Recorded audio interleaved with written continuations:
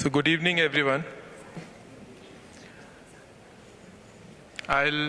In this 20 plus 20 minutes of time schedule, wherein the first 20 minutes are the presentation and the second 20 minutes is my interaction with Amit Narayan, we'll in a way take you through with what during the discussion with Amit Prabhu, who spoke to me about taking the collective audiences as how the transformation of largely the Middle India press, which is language press, which has taken place. So that will be the context for us. Would try to keep it interesting because your comprehension and your worldview need to be understood by me as well. With one large media house of the country, Jagran Prakashan, also trying to understand from the PR professionals that how do they expect us to bridge the gap, what is it which we can do together, things such as these. So I'll just, from understanding the audience, I would want to understand that how many of you are born, and I'm specifically using the word born, in the tier 2, tier 3 or smaller cities of India. Please raise your hand, it will help me. Okay, all right. So I can see at least about 40 to 50% of the audience. So going to the next level and drawing a conclusion that you all have consumed in some manner or the other, at least been exposed to the regional media, the context will really help me in taking this forward. The vernacular print media in the country transformed right from our independence days to the current day. And I'll take you through that journey. While the media was launched, or rather when the newspapers were started around 1920, 1930s, Pratap Kesari, Punjab Kesari, Dainik Vishwamitra, several publications across northern India. I will have more examples of northern India, but across the country. The key reason was that it was the nationalism because of which during the pre-independence era, the publications were started. They were for the fight, for the freedom struggle. A lot of newspapers were at that point of time on the basis of subscription carrying a kind of a very limited audience, maybe about 100 people, 1,000 people, 3,000 people, hand-printed. They were more like bills, hand bills, which were disseminating information that where were the lot of freedom fighters going to organize a rally and things such as these. And that's what the format was.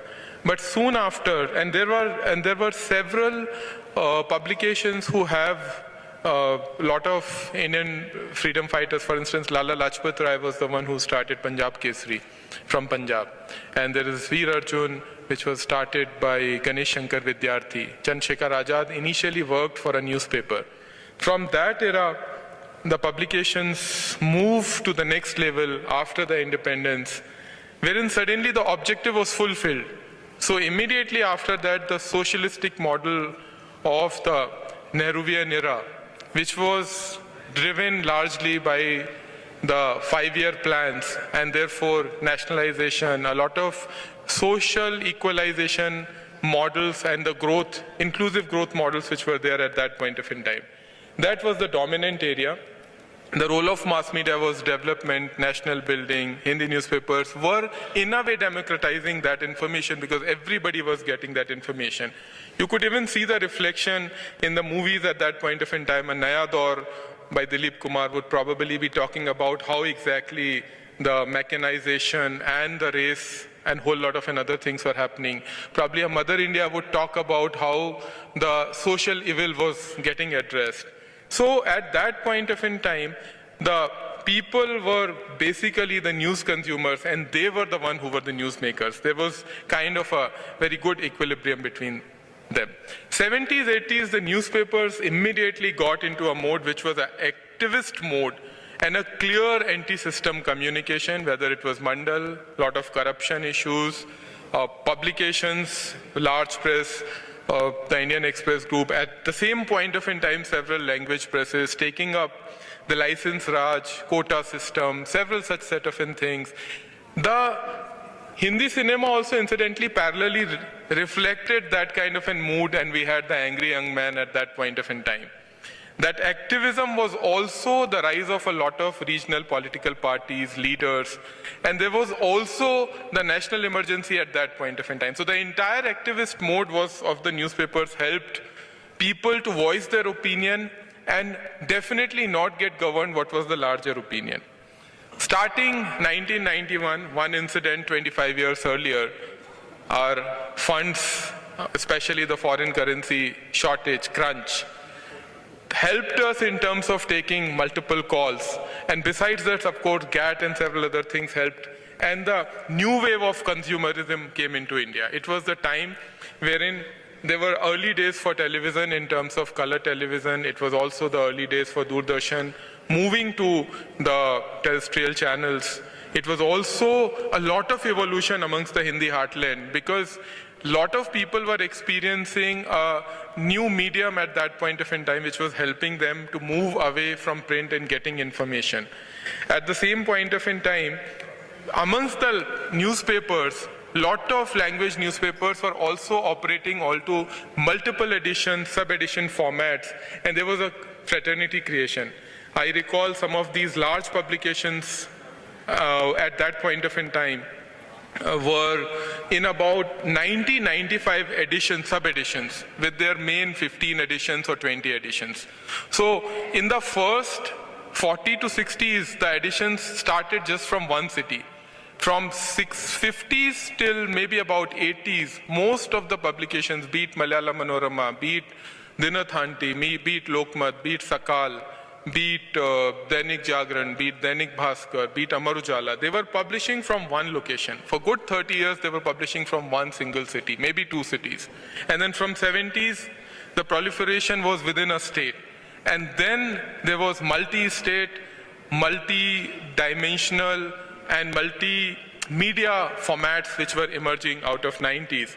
And the early advent was from print to radio, to web, and then there was this crisscross which was happening.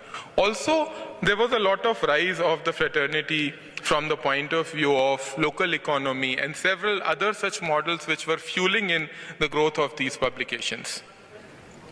The change which is very visible, another example is that in 90s, if we could see that the nice small town guys is fighting against the system in the form of a Raju Bangya gentleman, and the corruption turns out to be the big role. Suddenly, in the current day situation, we see that there are stories which are about a premarital relationship of a Kanpur girl who's also not hesitant about smoking cigarette in Tanu Weds Manu, or for that matter, an Aligarh picking up homosexuality, and aspiration, obsession, whole lot of another set of thoughts very freely being communicated. So there's there's a change in the audiences, and therefore the newspapers also picked up that same set of thing. If we consider the same middle India which we are talking about, which basically consumes, besides the top 8 metros, the tier 2, tier 3 India, the India which is probably growing from NCAR point of view also, the big middle class which is emerging out of it, the girls from Allahabad, Bareilly who are participating in becoming a model on MTV. There's Indian Idol singer who's probably most of them coming from small towns. A dhaba owner from Saharanpur will win a roadies. Probably cricketers, the new, whether it is Bhuvi or CAF or several other set of people coming from smaller towns. The education, aspiration, health, wellness, personal grooming, all of it, whatever kind of brand consciousness. In fact, there's this very interesting statement that the seamlessness of cities, small town and villages have gone away because that same information related with the brand is available to multiple people at multiple levels. And basically, the tier 2 towns have a very different level of social confidence at this point of time. In terms of dressing, in terms of picking up the gadgets, in terms of consumption, an Apple iPhone 7 will probably be as sought after in smaller towns as it would probably be into the large top 8 metros. Probably more in a town smaller than the tier 2 town I'm talking about. Maybe tier 3 cities also, there also. So why does Middle India matter? For each one of you sitting in this room, for each of us, I was going through the CEO panel which was happening a little earlier, wherein top 5 markets, San Francisco, New York, and London, especially UK and China and India, turn out to be the market from where this entire fraternity, 1,000 crore industry sitting here in this room is thriving on. Because half the India lives here in the middle India. And this is also the place from where the entrepreneurial India is growing. 17% of the startups is where the business is coming from. I was going through the previous report which was being presented. And these startup growth drivers are probably emanating from these towns.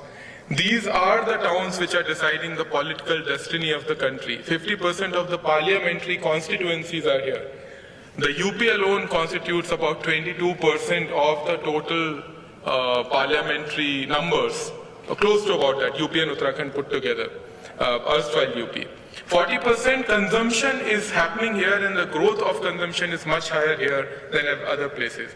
Also, it is turning out to be therefore advertisers' favorite market. So the link turns out to be an increased purchase power, aspiration, brand consciousness, the urbanized situation, the urbanized availability of a lot of services as well as facilities. Also, the nuclear families, the kind of infrastructure changes, the changes in literacy. So nuclear families require people to have more such gadgets at home, which otherwise earlier in a large joint family may not have been required.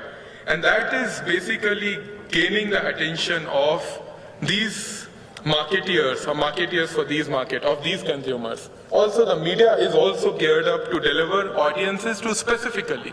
If the publications are having multiple editions and sub-editions, a publication, like let's say a Dainik Jagran or Dainik Bhaskar will have 200, 220 sub-editions catering to specific target audiences and doing a communication there.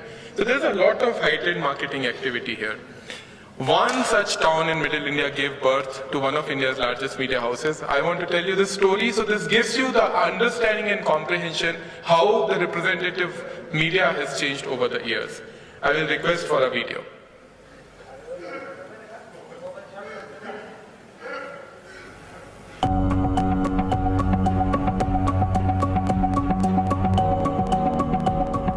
Just like the morning sun that dispels darkness and brings warmth to the world, the vision of Jagran is to transform lives through enlightening and enriching experiences.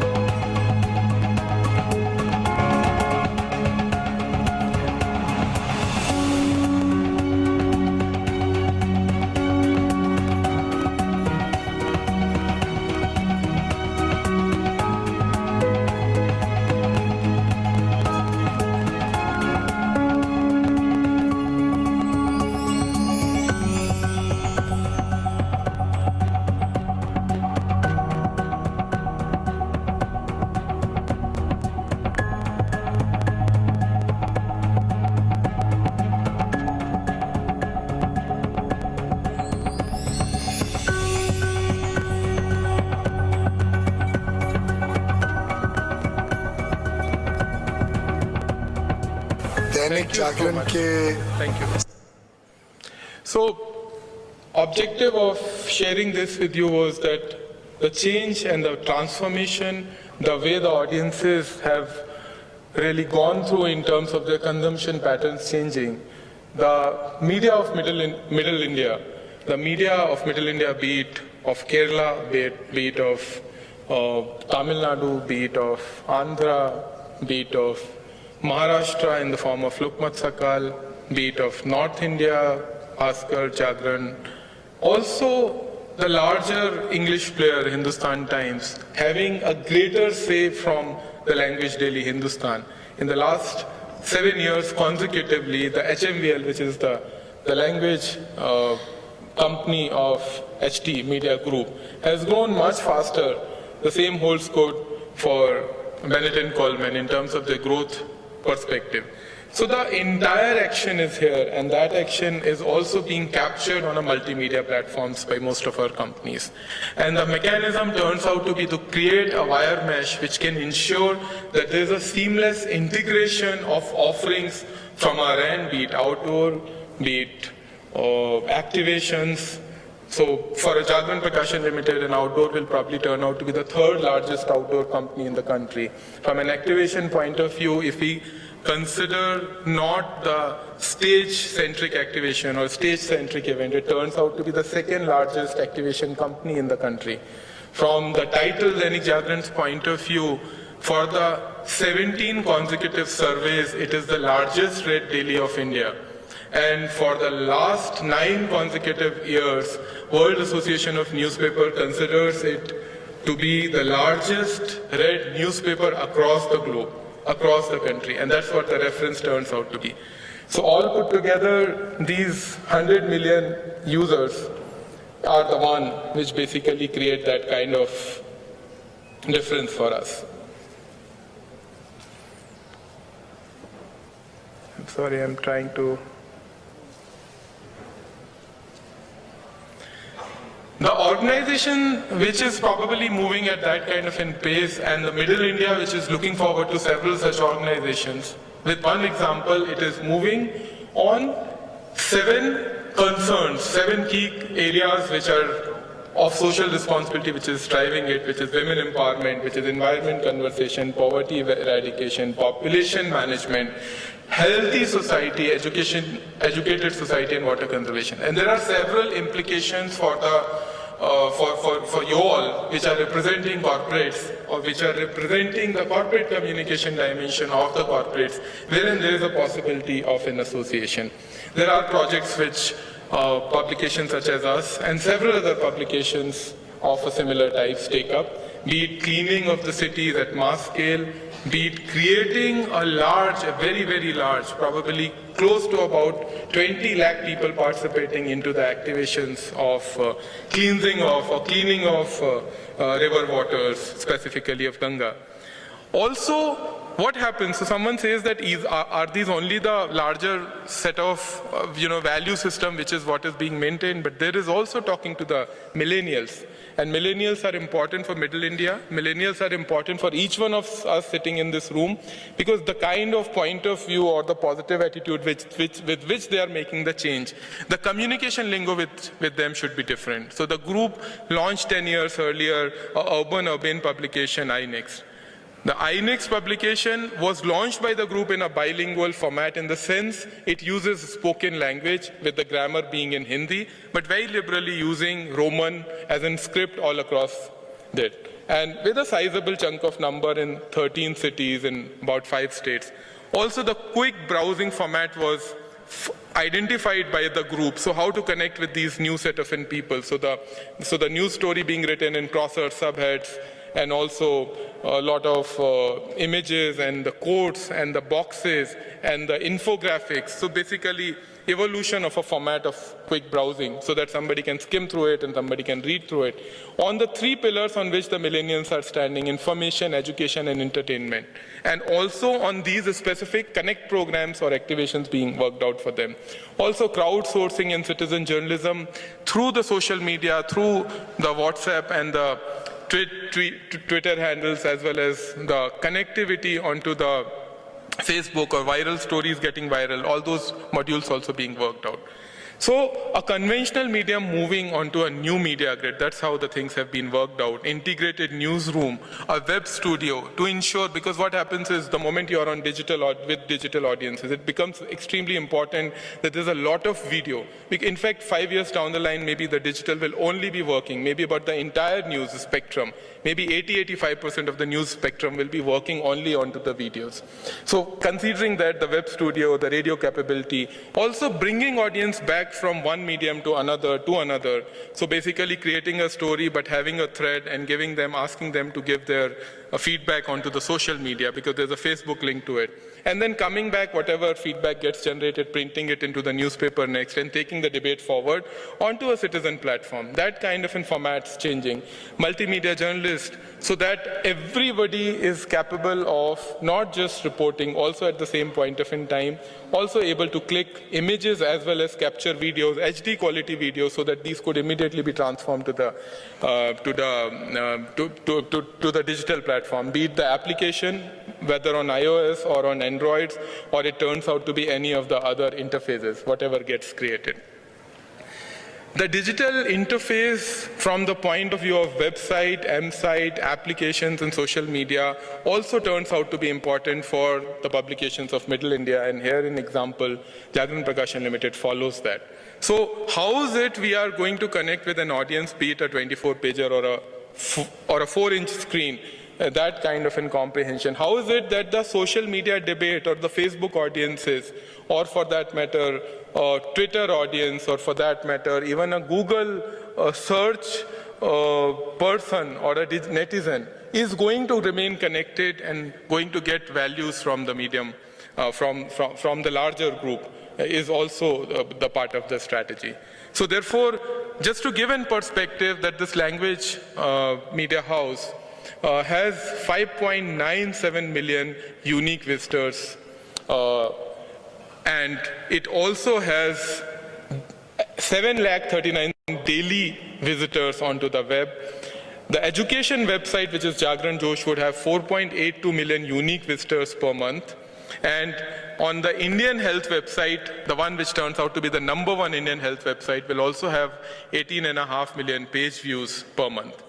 On the whole, 1.13 million active application downloads have been there, which means 11 lakh people come across Dainik Jagran as a newspaper onto the application. All put together, there are this number is now crossed, and over 10 million Facebook fans.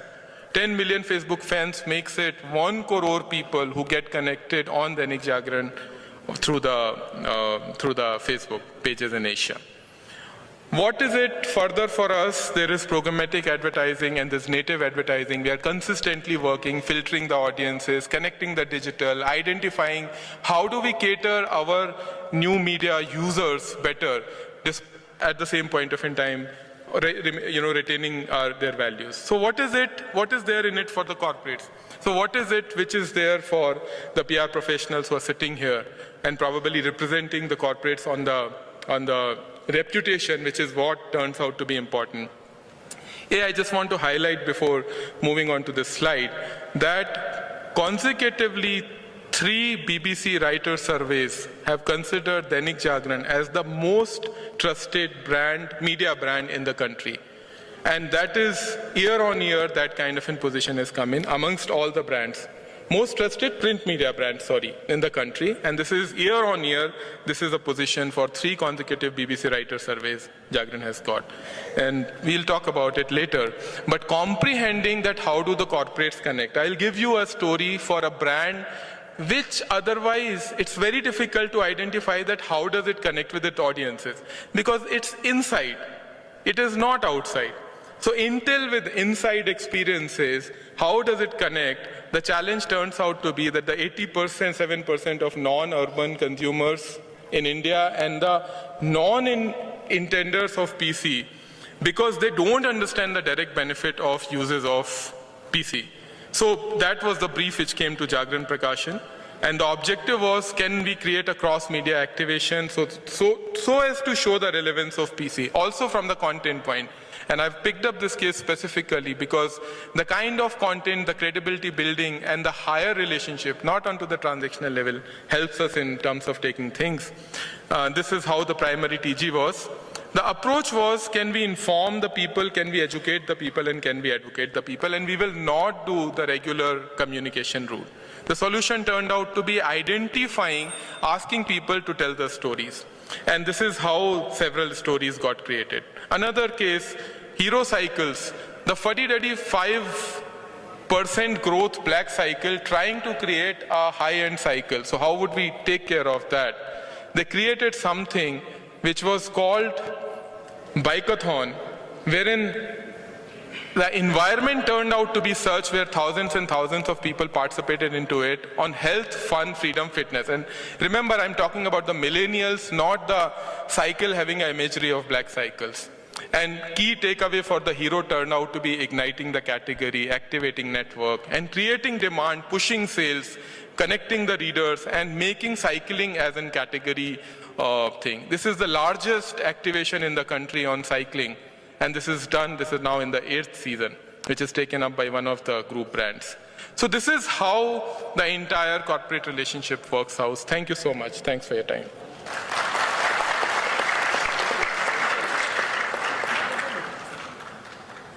Thank you, Mr. Alok.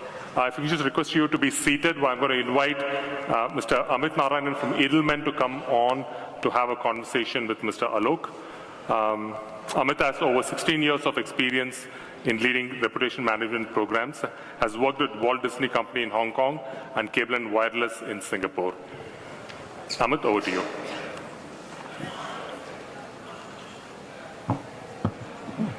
Thank you, Alok. I'm really happy you threw in some Hindi movie references.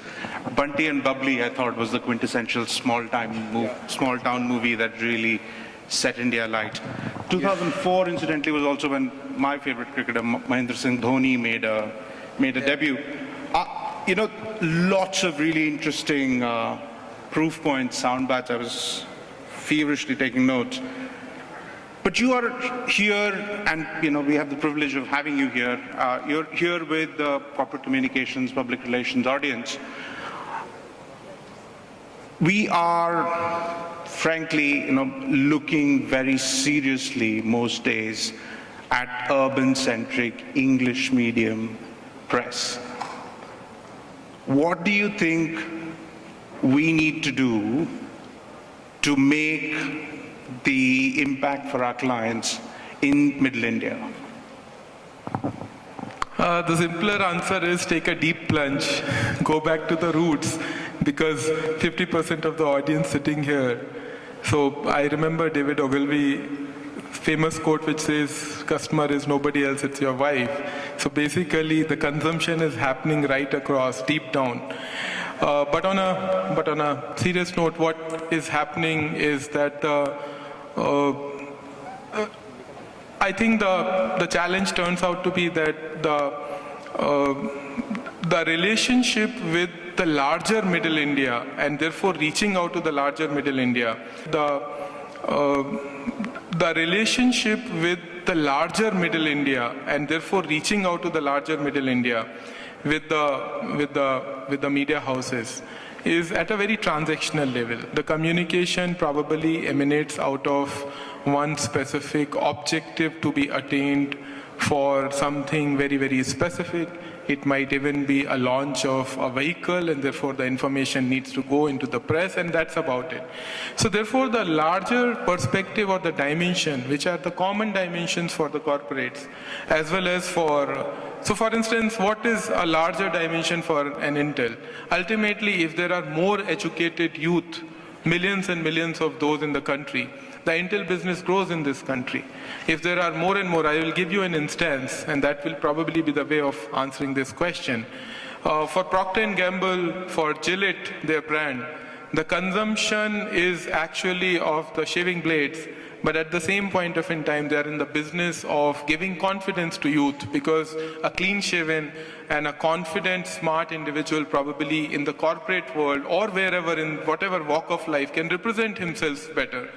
So Procter & Gamble approached us as a media house and they said, how can you help us in the most difficult market as Bihar and Jharkhand connect to, at the district level, the first-time shavers who are probably 17, 18, 19 years of age, and there is no comprehension as to how exactly. It is also a taboo in terms of, I will go to a barber and probably will.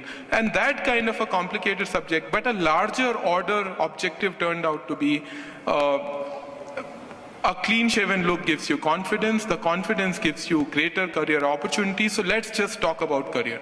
So the entire program ran like a mesh grid only for career, and that's how it worked out for us. I think you've touched upon something that's really interesting. One of the biggest conversations happening in our business today is about finding a higher order purpose for brands.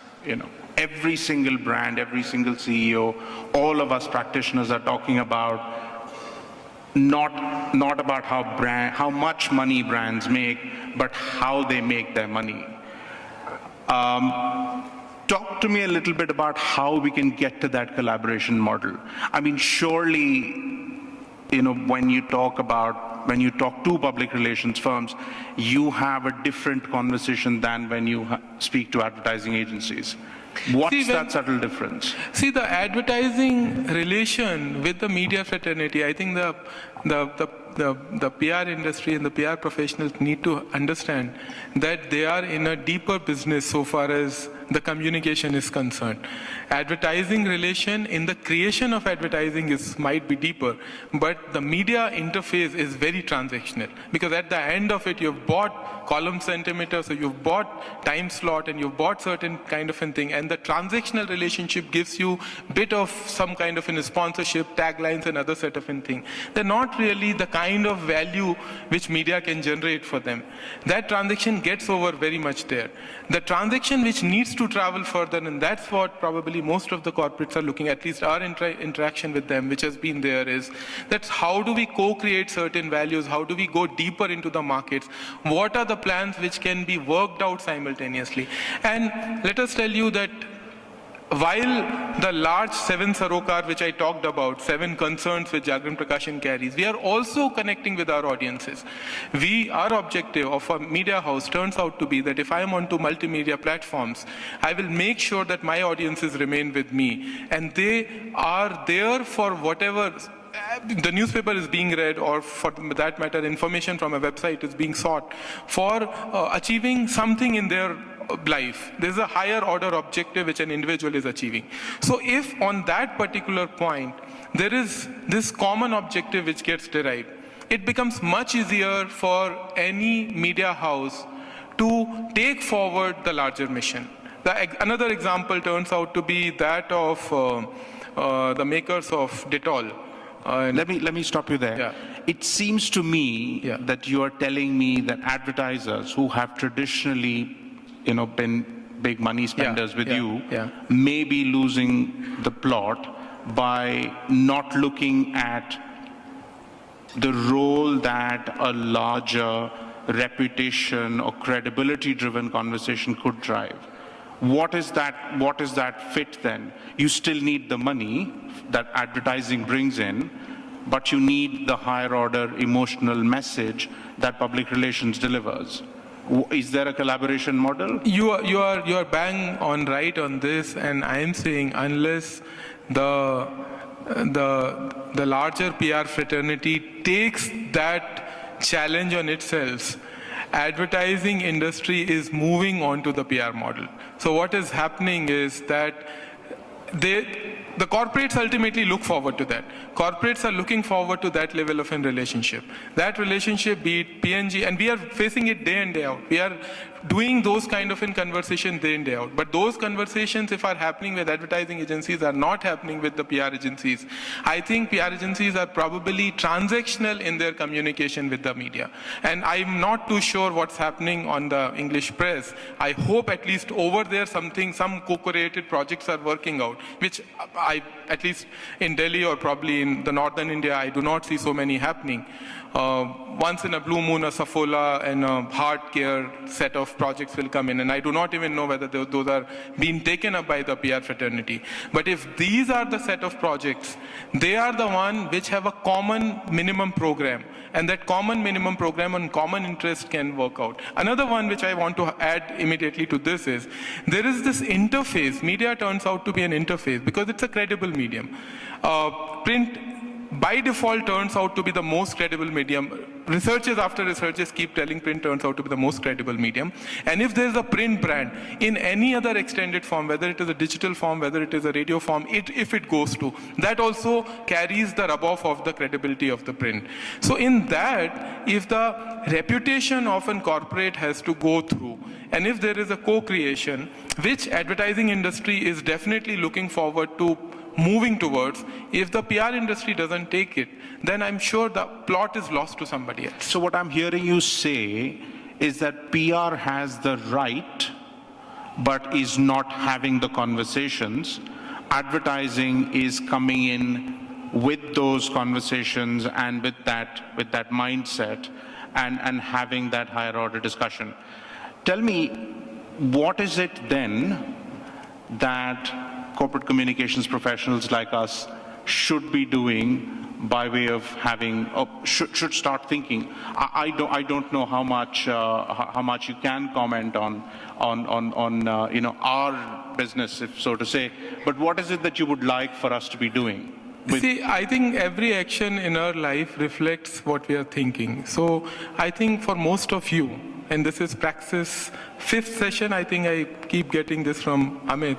This is probably the first time a language professional is sitting with you all, isn't it? 50% of your industry, 60% of the media which you are probably trying to tap is connected, and this is as dynamic as what you are seeing. So this is not just Jagran, this is also Bhaskar, this is also Lokmat, this is also the mesh grid which is running all across.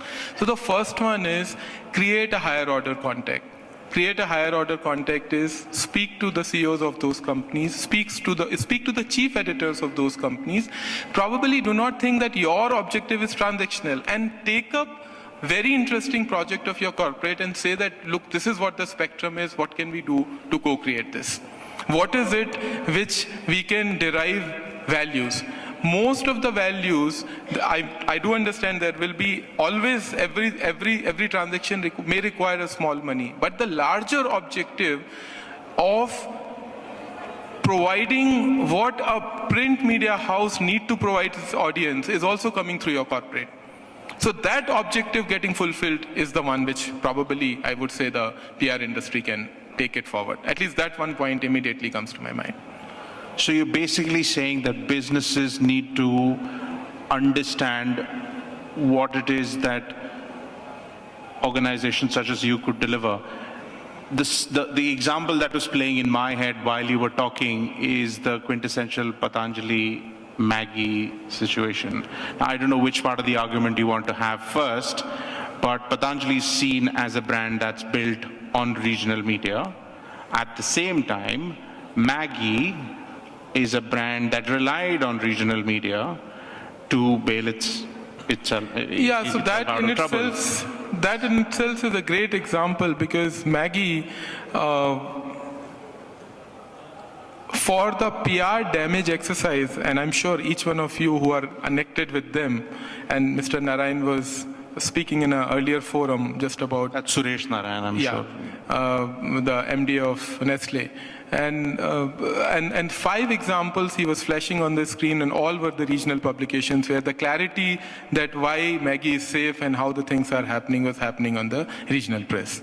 And the comprehension came out to be like that. Patanjali, which is probably on its own created a 5,000 crore empire out of a 200 crore Ayurvedic dawa company, Ayurvedic medicine company, has created it onto the basis of the kind of a larger mesh. Today, for Colgates and for the levers and for the P&Gs of the world, specifically for the dental paste, dental cream segment, there is a challenged feeling, and we can see this very clearly.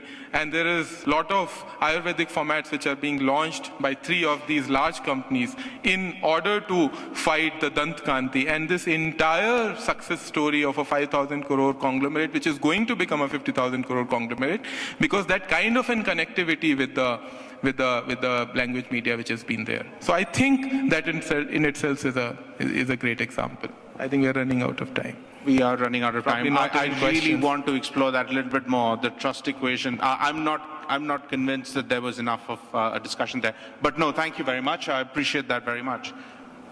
Are we opening up for questions? No. Thank you very much. Thank you. Thank you so much. Thanks a lot.